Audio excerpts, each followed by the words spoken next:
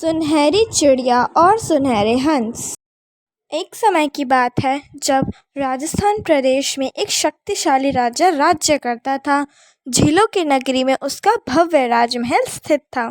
उन झीलों में से एक उसके राजमहल के चारों ओर फैली थी। साथ ही वहाँ एक बेहद सुंदर बाग भी था। उस झील में बहुत से सुनहरे हंस विचरा करते थे। ये सभी हंस रोजाना सोने का एक पंख गिराया करते थे। राजा उन सभी पंखों को एकत्र करवाता और राजकोष में जमा करवा देता। एक दिन एक बड़ी सी सुनहरी चिड़िया उड़ती हुई उस झील तक आ पहुंची और उस पेड़ की डाल पर बैठ चहचहाने लगी। झील का स्वच्छ निर्मल पानी देख उसने उस झील में डेरा डालने की सोची, लेकिन हंसों ने उस चिड़िया की मौजूदगी बर्दाश्त नहीं न हुई। हंसों ने एक स्वर में पूछा, तुम कौन हो? यहाँ क्यों आई हो? अच्छा होगा तुम यहाँ से चली जाओ, वरना हम तुम्हें मार डालेंगे। दरअसल उस झील में रहते हंसों को एक लंबा अरसा हो चुका था।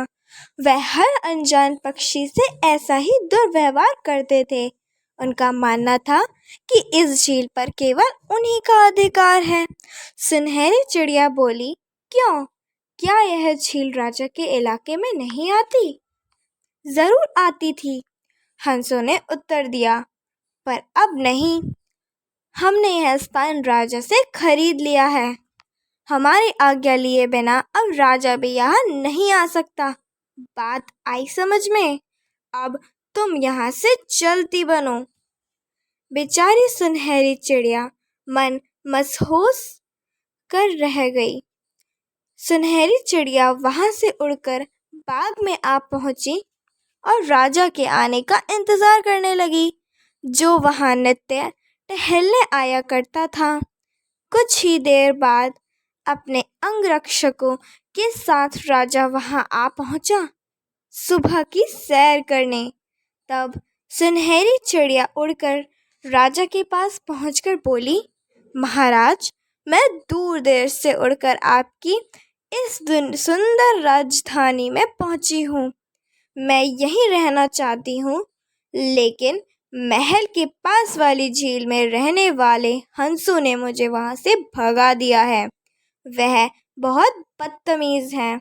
उनका कहना है कि वह झील उन्होंने आपसे खरीद ली है। मैंने उनसे कहा भी कि यह तो कोई बात करने का तरीका ना हुआ, परंतु वह बदतमीजी करने से बाज ना आए। यह सुनकर राजा के गुस्सा की सीमा ना रही। उसने सैनिकों को आदेश दिया कि उन धृष्ट हंसों का वध कर दिया जाए। उनकी हिम्मत कैसे हुई मेरे बारे में ऐसा कहने की। सैनिक झील की ओर चल दिए। एक वृद्ध हंस ने जब सैनिकों को नंगी तलवारें हाथ में लिए आते देखा तो वह तुरंत सारा माजरा समझ गया कि क्या होने वाला है।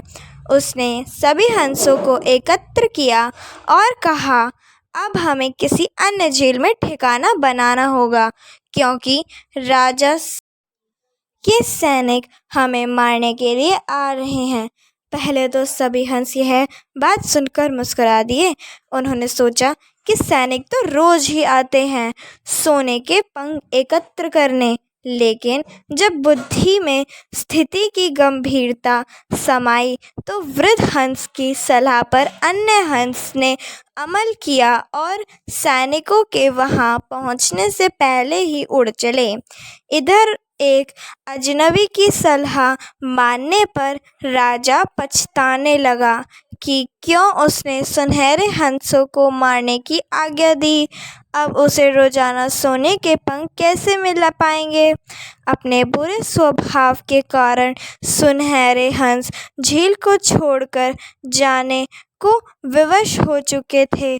सुनहरे हंस के चले जाने के बाद राजा इतना निराश हुआ कि उसने यह सुनहरी चिड़िया को भी उस झील में रहने की अनुमति नहीं दी। सीख: इस कहानी से हमें यह शिक्षा मिलती है कि किसी अजनबी के कहे पर आंख मूंद कर विश्वास करना ठीक नहीं है। साथ ही स्वभाव ऐसा घमंड नहीं होना चाहिए जैसा उन सुनहरे हंसों का था। दोस्तों, अगर आपको वीडियो अच्छी लगी हो तो इस वीडियो को लाइक, शेयर, हमारे चैनल को सब्सक्राइब करना बिल्कुल मत भूलना। मैं मिलती हूँ आपको जल्दी ही अपनी अगली वीडियो में। तब तक के लिए thanks for watching and bye.